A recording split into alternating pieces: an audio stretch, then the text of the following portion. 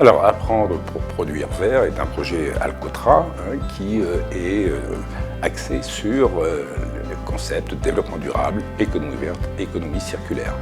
Concepts qui sont prégnants de la société actuelle et qui sont pris en compte déjà dans les programmes scolaires et dans les formations professionnelles dispensées au sein de l'éducation nationale.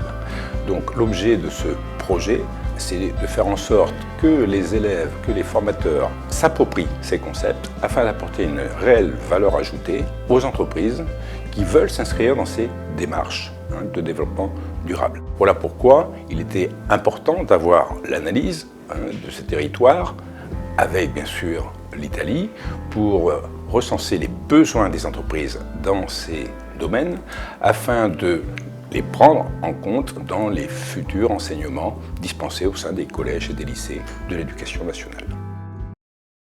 Dans le cadre du projet Interreg Alcotra AppVert, acronyme qui signifie Apprendre pour produire vert, un outil pédagogique a été réalisé, le guide AppVert. Il s'agit d'un outil permettant de connaître l'économie verte et le développement durable du territoire transfrontalier France-Italie. Ce guide permet d'analyser la réalité et la consistance de pratiques vertes et vertueuses poursuivies actuellement par certaines entreprises dans certains domaines professionnels. Partant de cet outil, nous avons ainsi sélectionné certains secteurs comme étant représentatifs en la matière.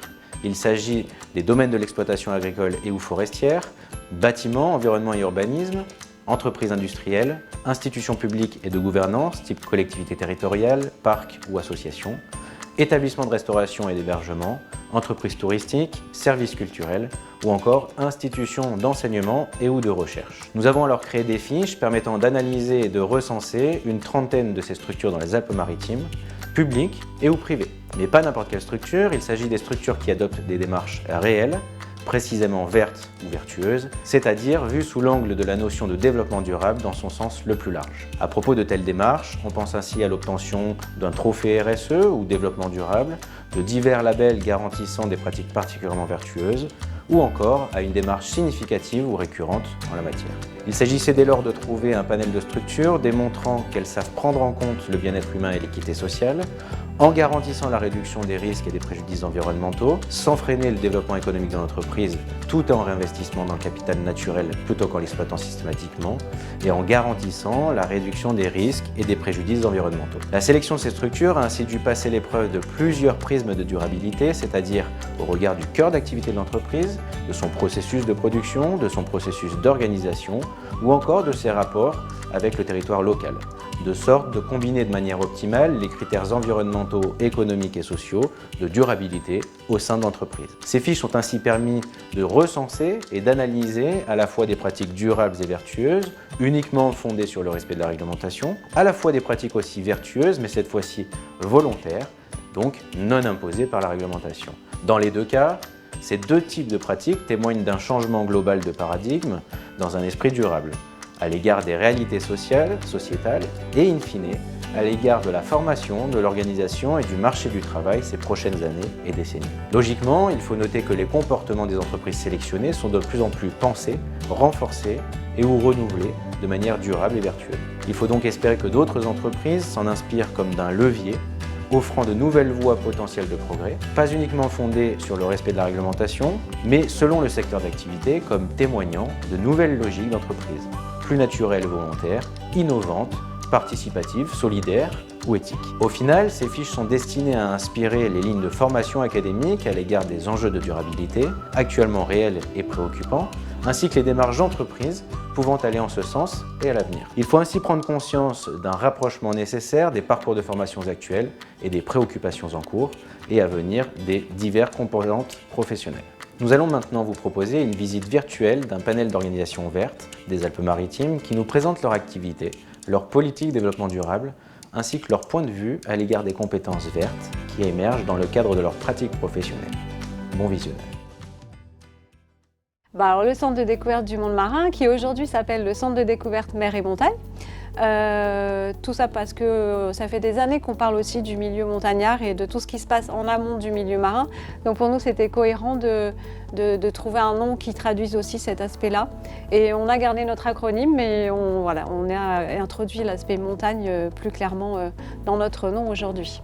Le Centre de découverte mer et montagne, c'est une structure associative qui existe depuis 1991, qui travaille dans le champ de l'éducation à l'environnement et qui aujourd'hui est partenaire des acteurs de l'environnement.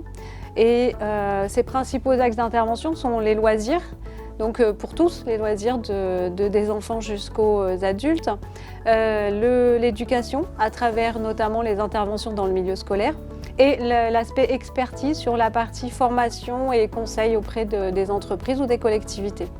Alors le développement durable fait partie du cœur de notre métier effectivement, puisqu'on est là pour faire découvrir, comprendre, aimer tout l'environnement qui nous entoure, dans l'objectif d'amener à agir. Et là on est vraiment au cœur du développement durable puisqu'on entrevoit l'aspect environnemental. Donc c'est toute la partie découverte, connaissance de notre environnement. L'aspect économique où on favorise aussi les échanges avec les acteurs économiques, découvrir un métier, découvrir une activité.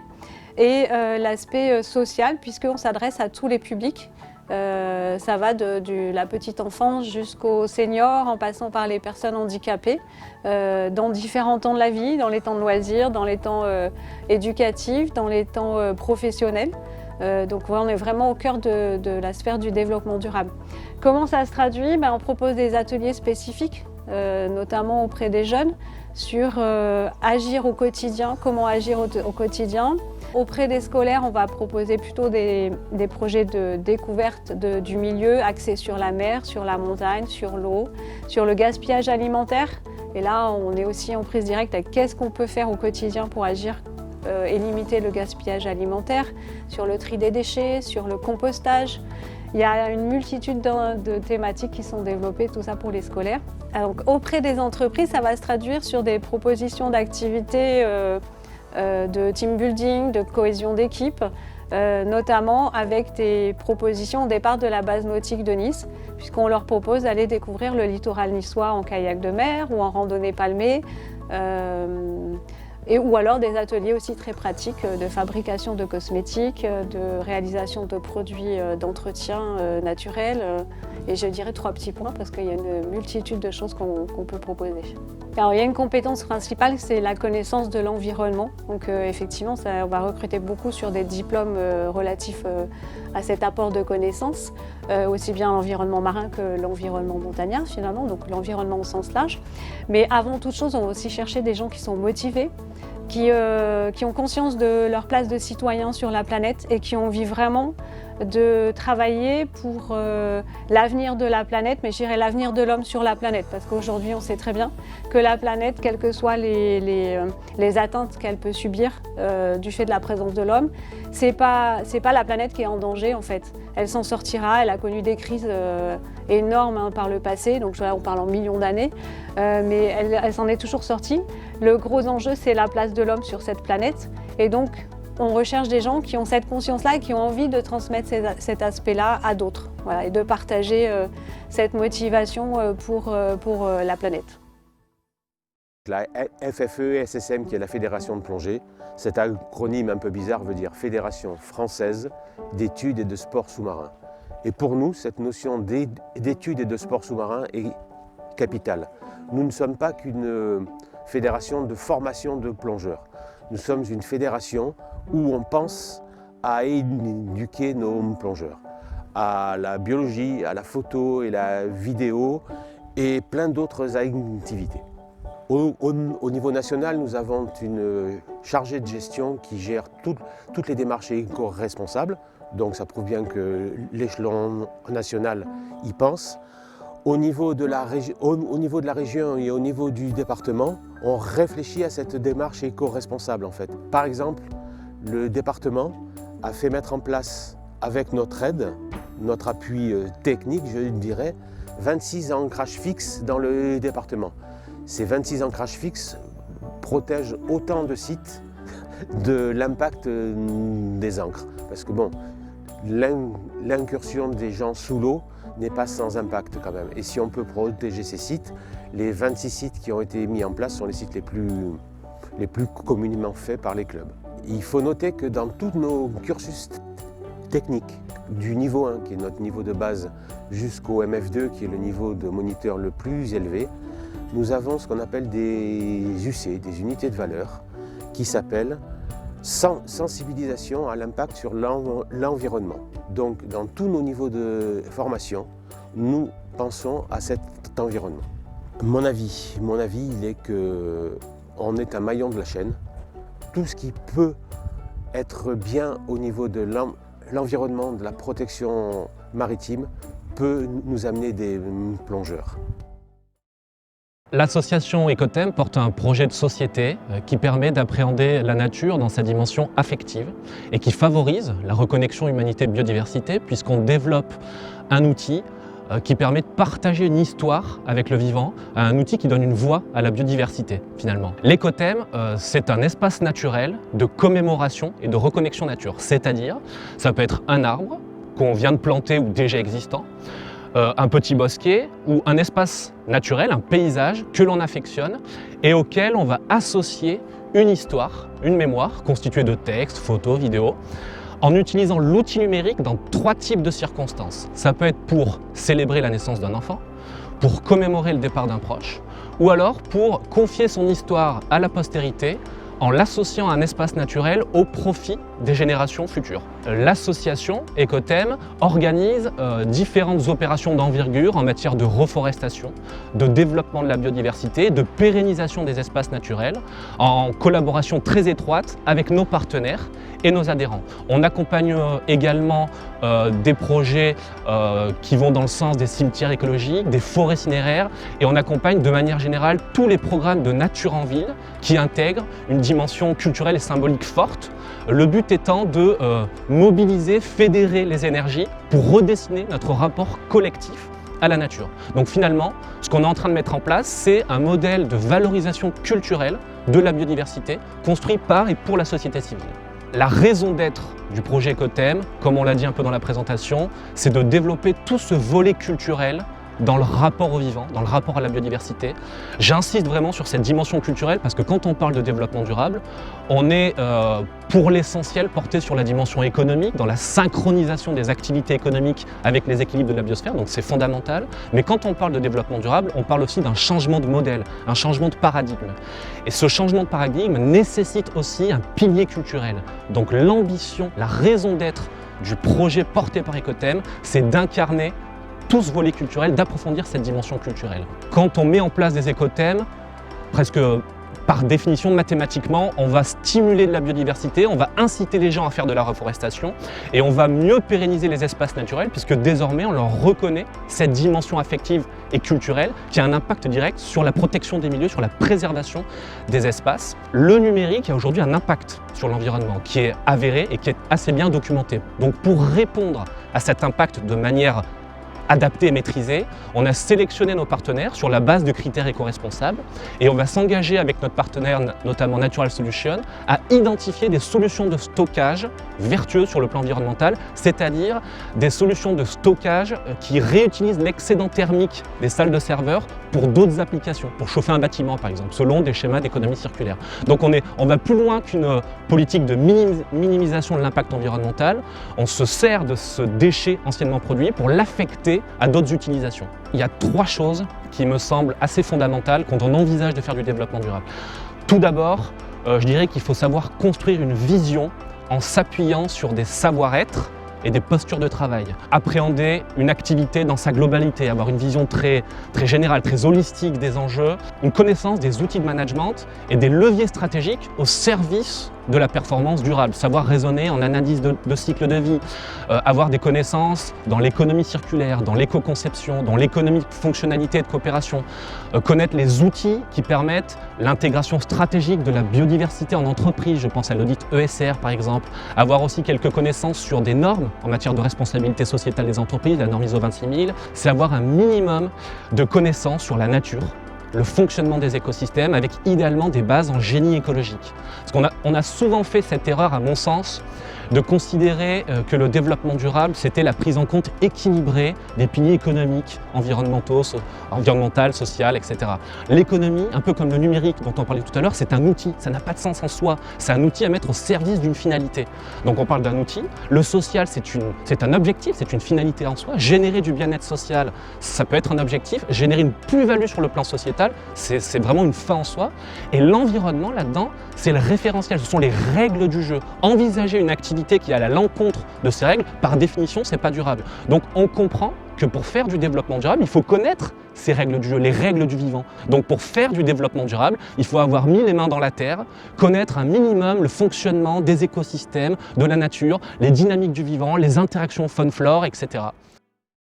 Acte Ressources, c'est la ressourcerie de la Fondation de Nice. On appartient au secteur accès à l'emploi de la Fondation de Nice.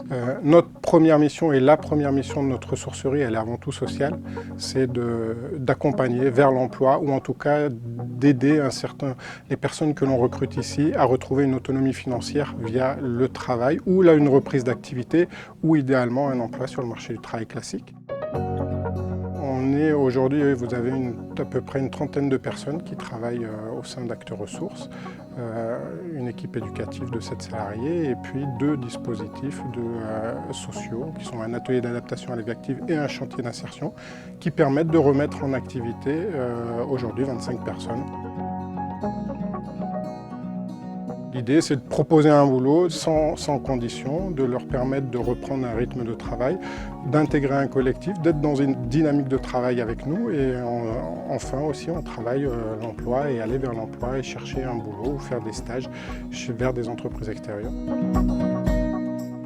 L'activité sur laquelle on se base, l'activité économique, notre outil de production, c'est une activité principalement de ressourcerie. Une ressourcerie, c'est quoi? C'est un organisme qui fait à peu près 4 fonctions. Ça ressemble un peu à ce que peut faire Emmaüs, l'image populaire c'est celle d'Emmaüs, mais 4 fonctions. On collecte des objets, nous principalement du mobilier, des bibelots, tout type d'objets, antiquités, vaisselle, électroménager, auprès de particuliers ou de professionnels.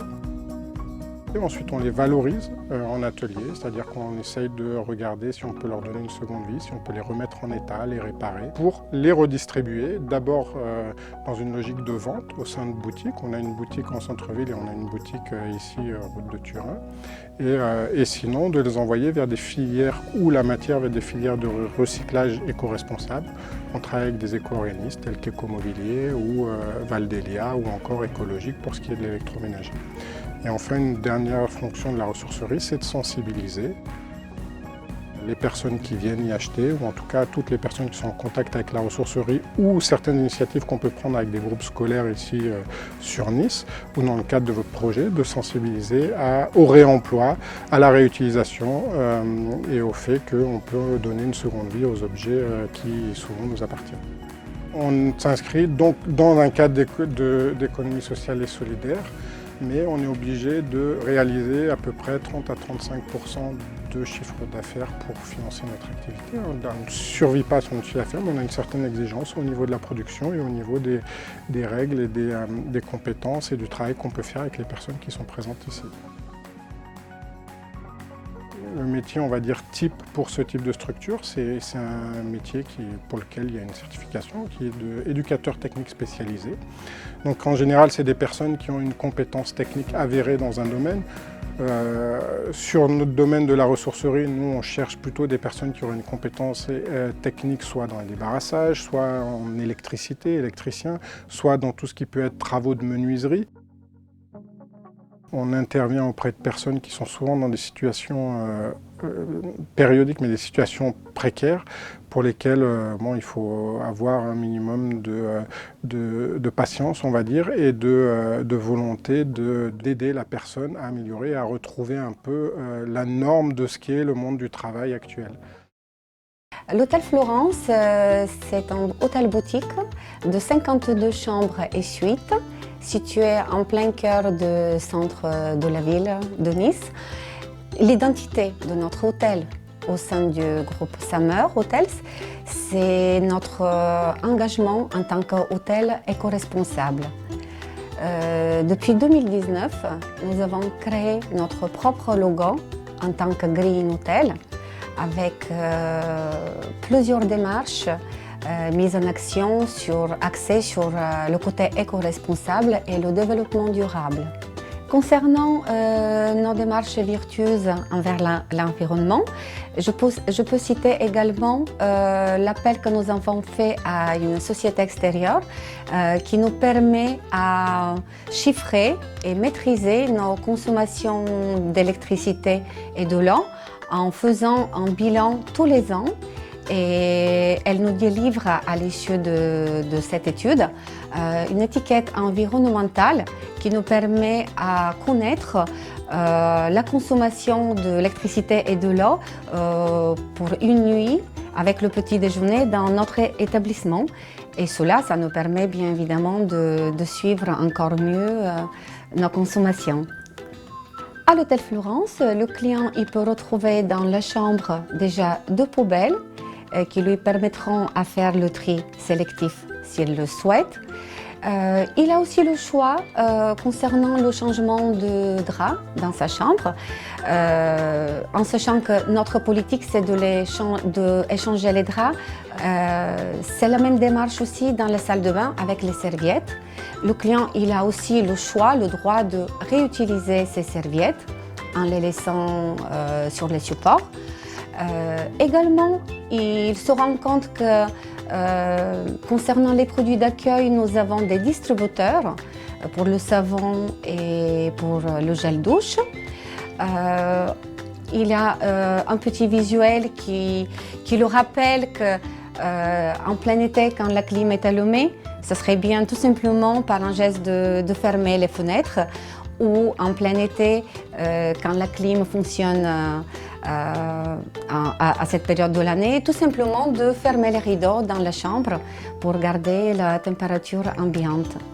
Nous avons 3 ruches sur le toit de l'hôtel, nommées Saleya, Masséna et Nissa, en sachant que nos abeilles produisent environ 40 kg de miel par an.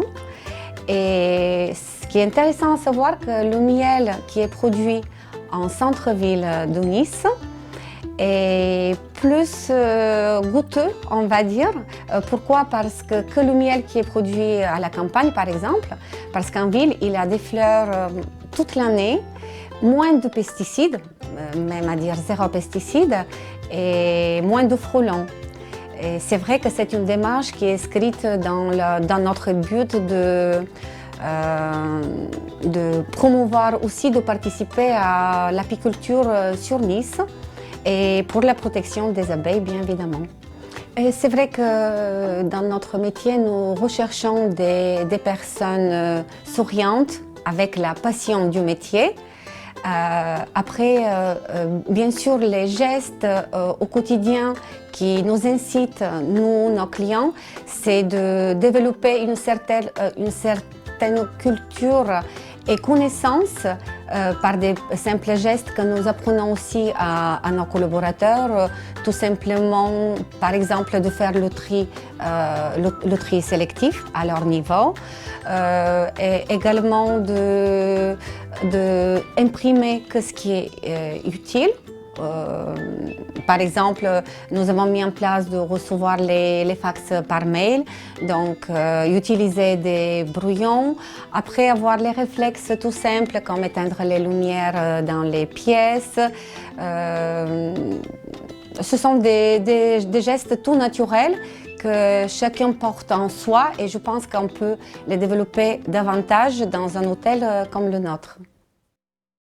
Rani est une entreprise familiale créée en 1927 à Cannes-sur-Mer et on est implanté ici à Cannes-sur-Mer et également à Tourette dans le Var. On fabrique sur place des luminaires pour l'éclairage public. Donc c'est de l'éclairage fonctionnel, résidentiel, design. On travaille avec les collectivités locales, avec les installateurs et les syndicats d'énergie. Rani est donc un engagement très fort, un engagement volontaire en responsabilité sociétale des entreprises, donc vis-à-vis du développement durable. Et ça se traduit par une action très forte qu'on a faite en fin 2018. On a signé le Pacte mondial des Nations Unies, qui nous engage finalement à faire acte de nos progrès sur toutes les actions en faveur du développement durable. On travaille finalement pour servir les objectifs de développement durable à horizon 2030.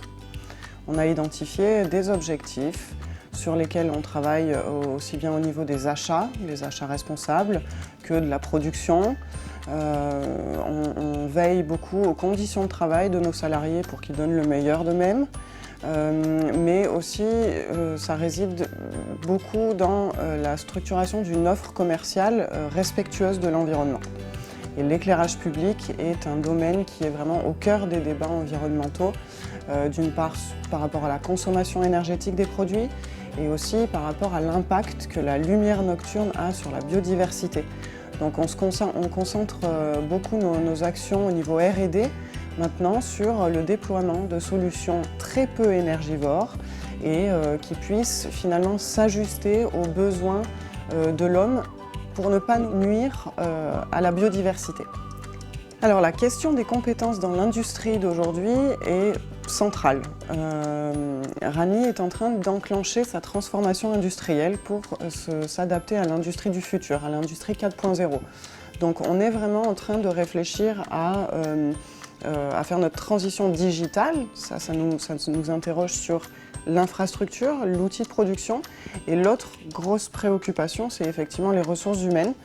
Et aujourd'hui, l'enjeu principal pour l'industrie, c'est de trouver des personnes qui soient polyvalentes, tout en ayant des expertises finalement sur la fabrication.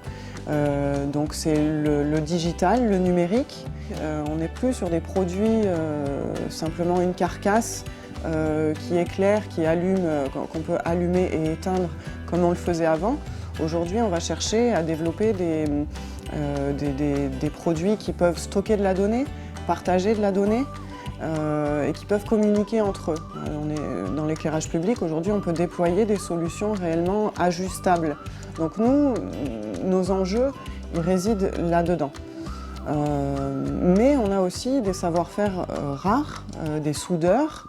On fait de la tôlerie, on a un label entreprise du patrimoine vivant, donc on doit préserver des métiers réellement manuels avec des savoir-faire.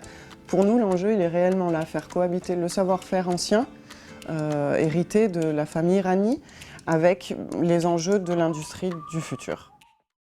Je m'appelle Sophie Osmond, je suis co-gérante d'une société coopérative qui s'appelle Humanisance, où nous sommes deux sociétaires et nous travaillons avec un écosystème très très large en région PACA pour accompagner différents types d'organisations, que ce soit des très petites entreprises avec quelques salariés, des moyennes voire des très grandes, de plusieurs milliers de personnes parfois, pour leur faire prendre conscience des enjeux sociaux, environnementaux, sociétaux qui sont les leurs dans leurs activités, qui sont très différentes. Et nous, notre rôle, c'est de les aider à comprendre les enjeux qui sont les leurs pour les aider à agir. À agir sur quoi? Agir sur l'environnement pour le protéger et dans certains cas même le régénérer. À agir sur les êtres humains, donc faire en sorte qu'ils vivent mieux, et notamment au travail, donc sur tout ce qui est lié à la qualité de vie au travail, mais aussi aux relations humaines entre les uns et les autres, et puis à travailler sur tout un tas d'autres sujets qu'on va mettre dans des mots parfois un peu complexes, de sociétaux, de gouvernance. Et pour faire très simple, c'est comment mieux agir et interagir ensemble. Alors, on est constitué, nous, Humanisance, en société coopérative.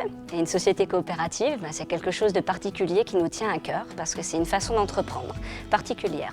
Donc, dans une société coopérative, c'est les salariés qui sont maîtres à bord. Et ce sont eux qui sont majoritaires au capital. Et ce qui compte, c'est de rémunérer la part travail. Donc on partage les risques, les informations, les profits aussi. Et puis une personne égale une voix. Et pour nous, ça compte beaucoup.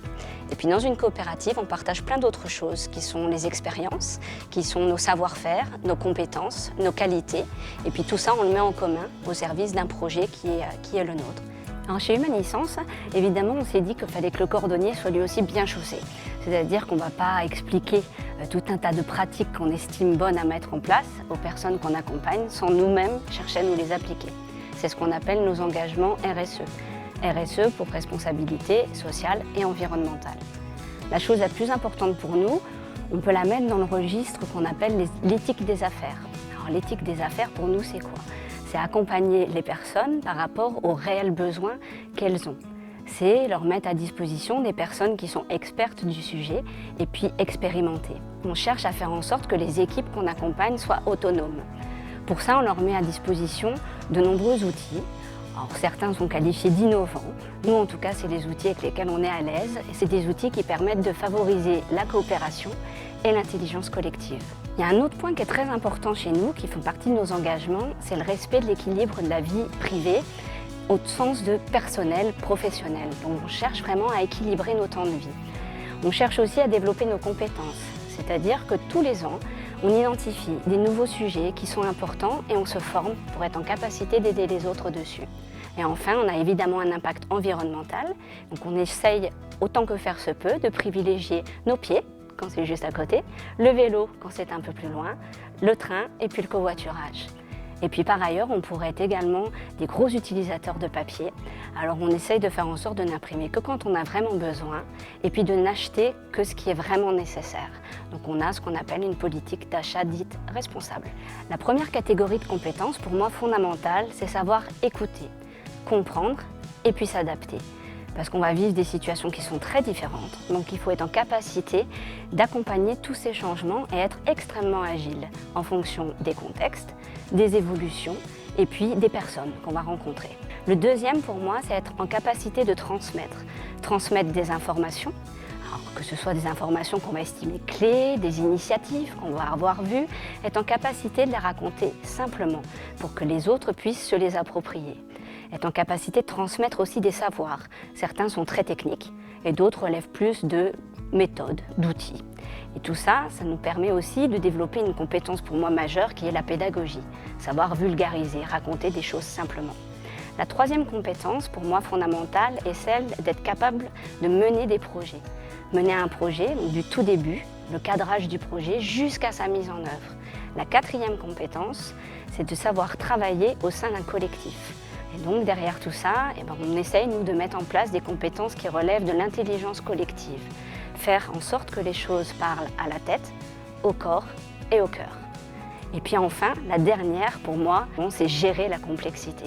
On est dans un monde qui est extrêmement complexe, qui va vite et qui change. Et donc il faut savoir se débrouiller avec tout ça.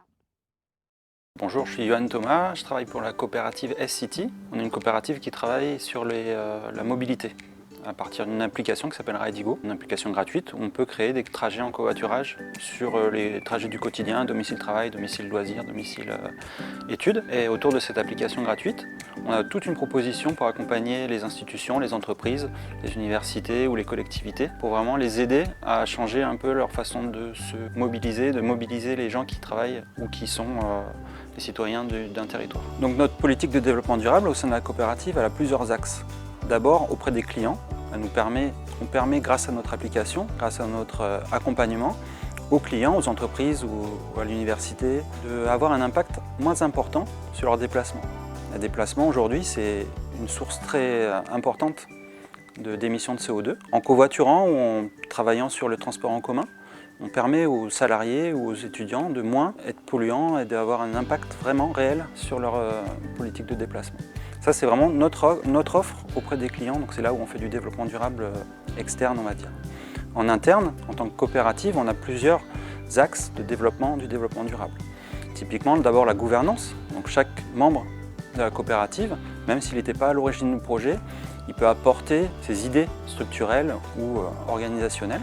On a aussi un axe qui nous permet en tant que coopérative de faire du social. En fait, on a tout un système de redistribution des crédits de covoiturage. On travaille avec Pôle emploi typiquement sur la Provence-Alpes-Côte d'Azur où on aide des demandeurs d'emploi à se déplacer gratuitement grâce à notre application. Et après au quotidien, on essaye aussi d'avoir des actions un peu précises, recycler le café, faire attention à nos déchets pour être cohérent entre notre offre extérieure et notre vie au quotidien. Donc en tant qu'entreprise qui développe un service informatique, on utilise énormément de données.